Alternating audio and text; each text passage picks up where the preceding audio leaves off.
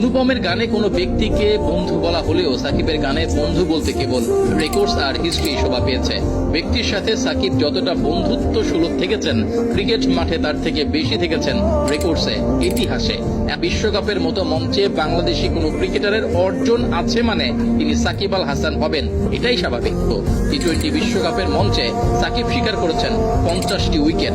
বিশ্বকাপের মঞ্চে এতটা ফুটফুটে ছিলেন না কোনো বোলারই, এমনকি তার দল কঠিনকালেও খেলেনি ফাইনাল কিংবা সেমিফাইনালের মতো পর্ব। গ্রুপ স্টেজ পার করেই সাকিব করেছেন এই রেকর্ড।